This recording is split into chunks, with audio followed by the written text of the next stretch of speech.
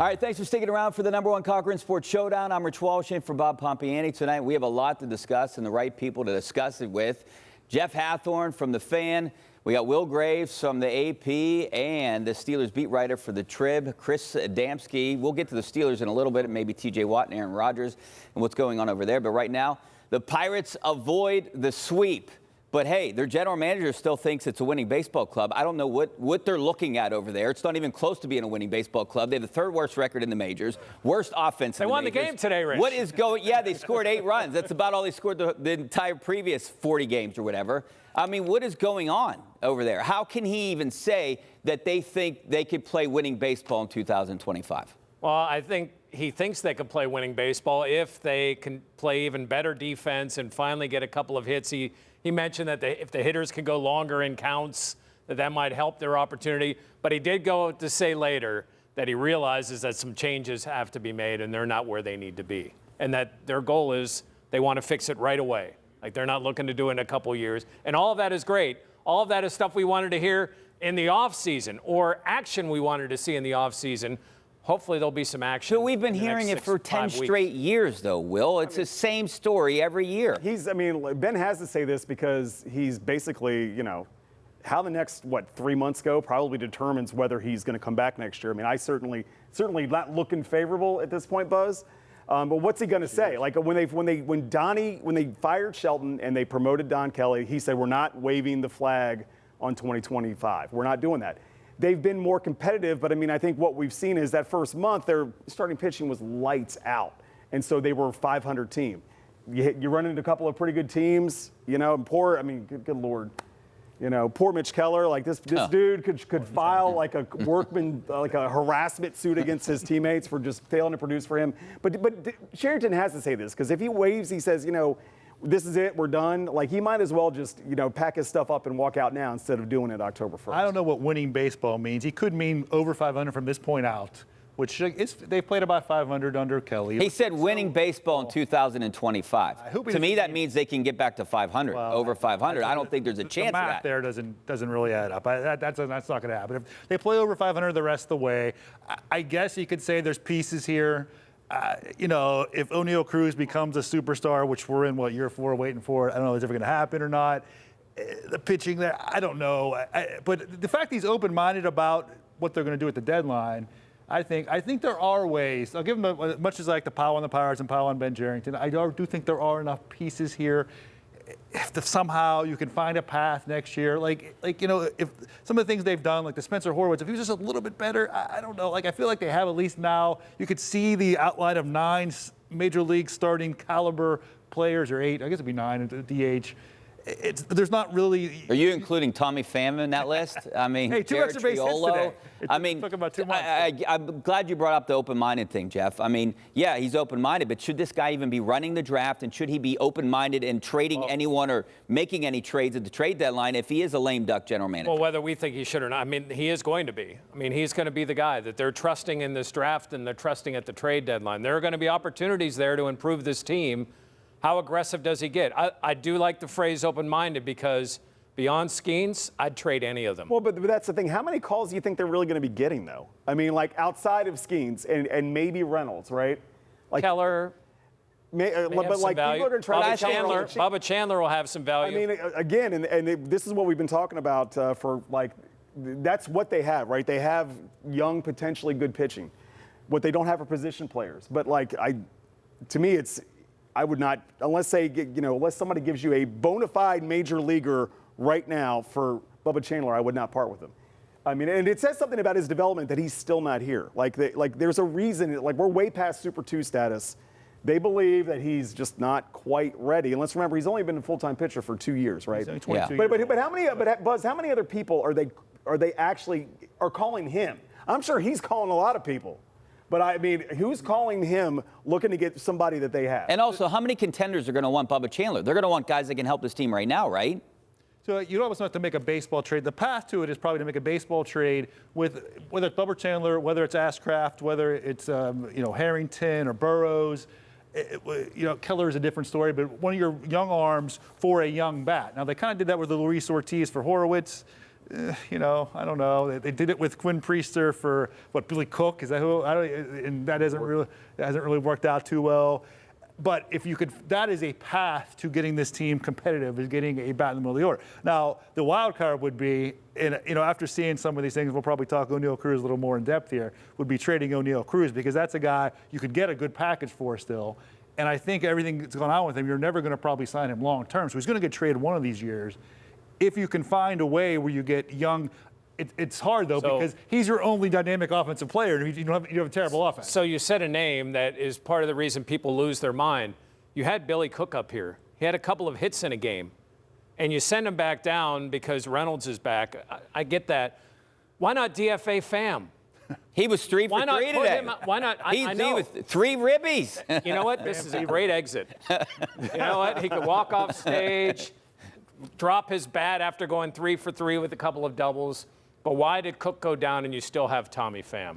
You're looking for batters. You're looking for part of the future.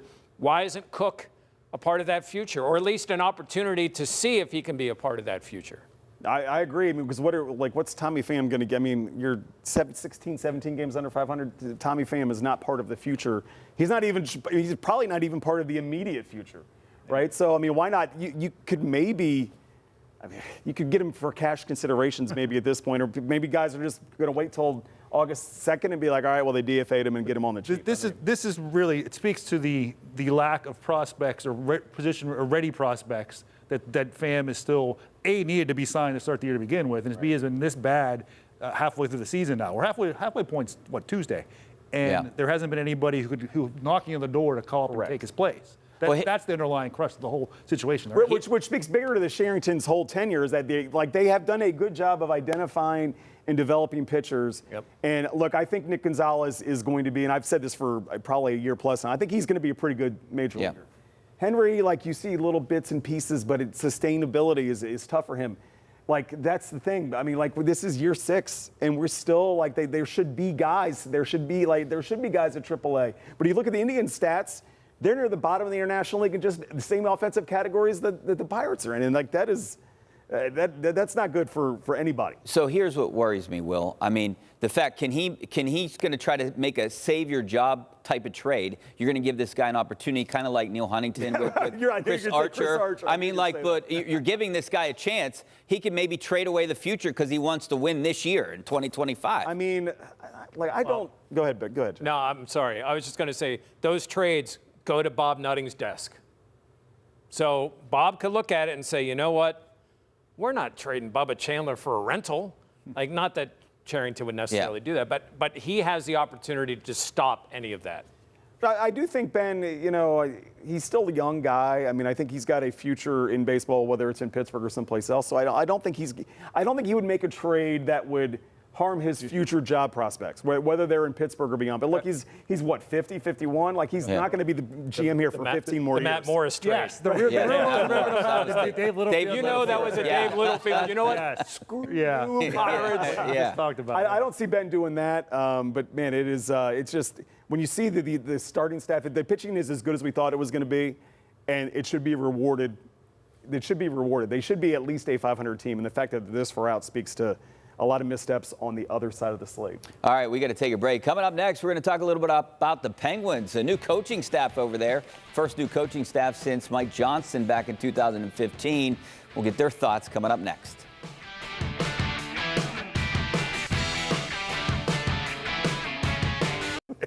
All right, welcome back to the #1 Cochran Sports Showdown. I'm Rich Walsh, along with Jeff, Will, and Chris. And now we're going to switch subjects and talk a little bit about the Penguins. They made a move with their head coach. They hired one, but they also hired a bunch of assistants, Will. You're around the team a lot, probably more than us, maybe not Jeff, but yeah, Jeff might be around the most. But, they got some guys that I like. Nick Bonino, bringing him back, maybe a couple former Penguins players. Only one coach is from a former staff, Andy Chiodo. That's the only one. So I like the changeover. I think they're going in the right direction. I don't know if it's a winning direction, but I think it helps headed there. When you have a first-time NHL head coach, if you have somebody like Bones in the room to sort of, look, you've still got, let's be honest. His biggest challenge, the staff's biggest challenge this year is going to be getting, Sid is a pro. Sid is going to be Sid. Rich, you and I could coach the Pens, and Sid would still be Sid, right? But I think there's some other veterans who might be a little more mercurial, whose response to a new coach might not be quite the same and as professional as Sid's. Somebody said to me, Gino hasn't listened to a coach in 15 years. Why is he going to start now, right? So I do think it's promising, but again, I think that the proof will be, how do these veterans buy into all of it? Because let's remember the Mike Johnston year, as you pointed out. I mean, does anybody remember anything at all about the Mike Johnston year? Well, no, I mean, but like that entire season. Like, I mean, what? They got in like late, like the last day, right? I mean, and they were quickly out. So like, I think I'm more optimistic about this staff. But again, there was not a lot of buy-in at that point in time. I do think that's the biggest challenge. I have been distracted because I've been hearing the Punjabi, Benito. I think it's cool to have somebody that fans like, that maybe players can understand. He was a hard-nosed guy who played the game the right way, and Dan Muse seems to be that type of guy. And he coached penalty kill. Is there anything more hard-nosed, tough guy than coaching penalty kill? So, I mean, from that standpoint, they just don't have enough talent. I mean, all of this is nice, and I hope Dan does great, but there are, speaking of moves that need to be made and general managers that need to make moves, I mean, this hockey team is nowhere near being a contender. Maybe they're close to a playoff, but of course, so many teams get in. So, Chris, what moves would you make then? I mean, Tristan Jarry, I don't know if he's definitely not the goalie of the future. I mean, Evgeny Malkin might be his last year. What do you do here?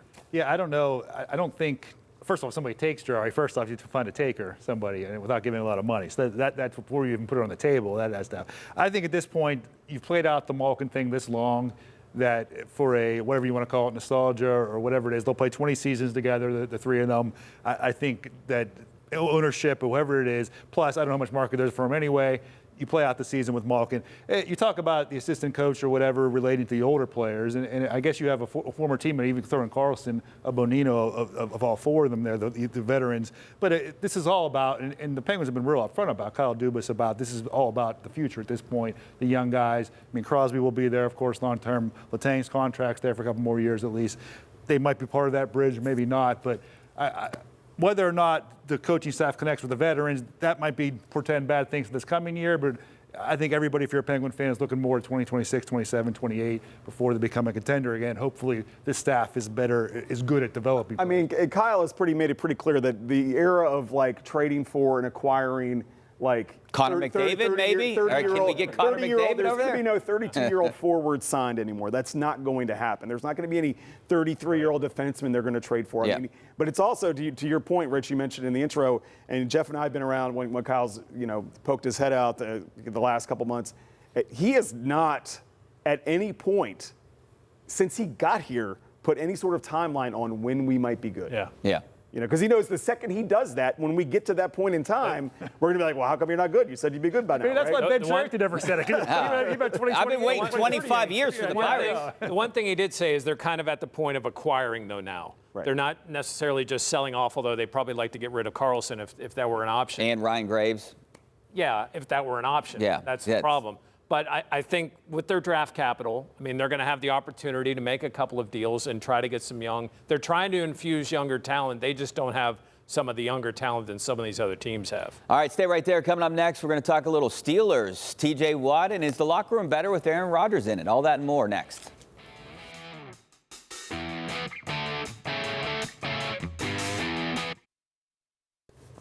All right, welcome back to the #1 Cochran Sports Showdown. I'm Rich Walsh in for Bob Pompiani tonight. And, I guess the biggest question I get around town is, will the Steelers sign TJ Watt? Chris, we'll start with you because you're at Steelers all the time, too.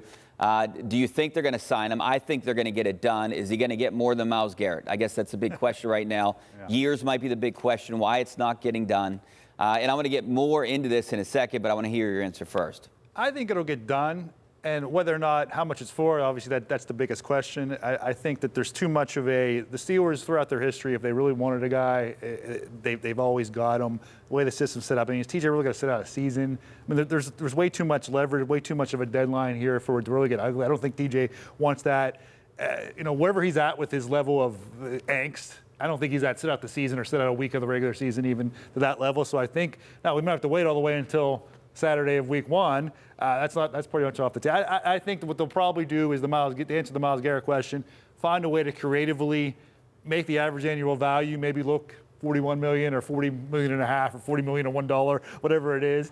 And then you can creatively void years or non-guarantees, things like that. You can make it so everybody sort of wins, where TJ gets to say he's the highest paid defensive player, and the Steelers maybe don't commit the 5 years and everything else. There's a lot of accounting tricks out there in the salary cap world. Well, Omar Khan is great at that stuff, right? That's his background, is trying to make these type of contracts work. And I mean, you could give him the most guaranteed money, and that's where he could say maybe it's not the exact same per year as what Miles is, but his guaranteed money is more.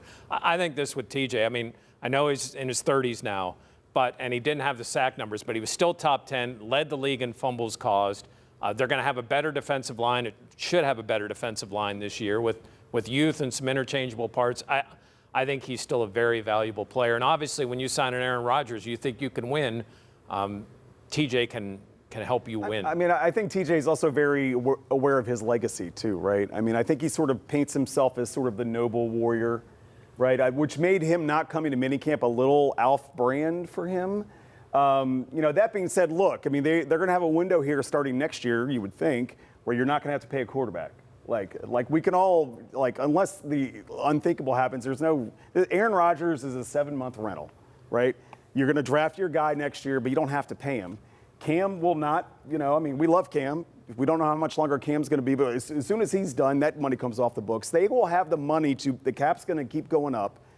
But it is, and I think TJ wants to be a one-helmet guy. But look, his brother, we all assumed his brother was going to be a one-helmet guy, and he wasn't, right? So, I mean, there's a 90% chance it gets done, for his number. And we'll say 10% chance something weird happens and he goes full Le'Veon Bell on us. Drops a rap album, goes on a Sea-Doo, who knows? They wouldn't franchise him, though. I think that's, a bad look, right? Trying to franchise him this year and then maybe not franchise him, but just let him play out this year and then try to franchise him next year instead of trying to do a contract. I mean, but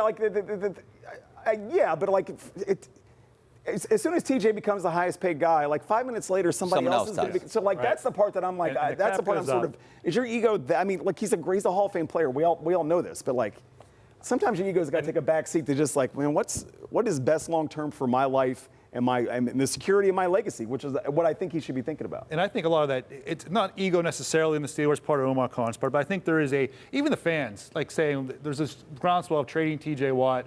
He's not worth 40-some million. And that you win the contract negotiation, right? But in reality, I mean, the Broncos made the playoffs last year paying Russell Wilson, $70 million. Okay, the salary cap can be massaged, worked around. You could still be it's not going to kill the Steelers if they pay $5 million extra a year or whatever it is, $3 million extra to TJ Watt on the salary cap. If they get their quarterback, they won't have to pay him till year 5. TJ's going to be at the end of whatever deal he signs, right? So front load that baby. Yeah. Whatever money you got left over, give it to him now. All right, speaking of money, we're going to talk a little bit about Aaron Rodgers when we come back. Stay right there.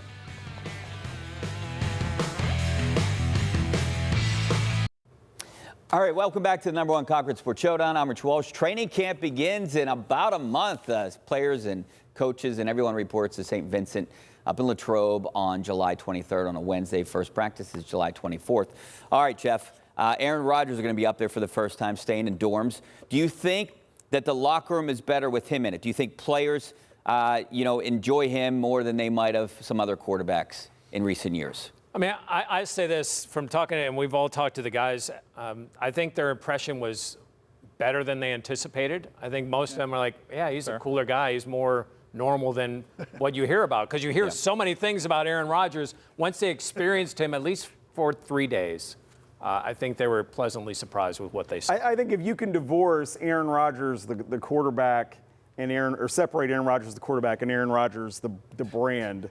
Talking about marriage and divorce. I mean, that's with him right now either. I can tell you're going on a trip. I think, if you can do that, the problem with him, and I've written about it, Buzz has written about it, it's the other stuff, right? It's the other noise. He could go on McAfee and go full Ben Ron Cook 2013, right? Yeah. I mean, that could absolutely happen. And then we're in the locker room on Thursday talking about Calvin. Hey, Calvin, it sounded like guys. I'm not gonna sit here every Tuesday and talk about what Aaron Rodgers said on a McAfee show. We're gonna get that. But I mean, that's absolutely on the table. So I think on the football side, I think it's gonna be fine. if the other stuff just stays the other stuff and doesn't filter in the locker room, it'll be okay. I thought, like what Jeff said, some of the players thought he's going to come in and do like, hey, vomit so we can do the cleanse together, or go to a dark room right now and everybody's sitting silent. I think they're still, and these guys are all, they grew up football fans. Some of them were toddlers. I mean, they were in reverence. Superstar players like that, they still believe in. All right, well, we believe, too, right? I want to remind you, the #1 Cochran's Red, White, and New celebration is on, and that means a whole lot of bang for your buck. Select new vehicles are marked with special tags indicating extra savings of up to $1,000. Plus, you'll find lease payments as low as $149 a month and financing from 0%. #1 Cochran's tax savings are available in-store only through July 5th, so hurry in for the Red, White, and New celebration.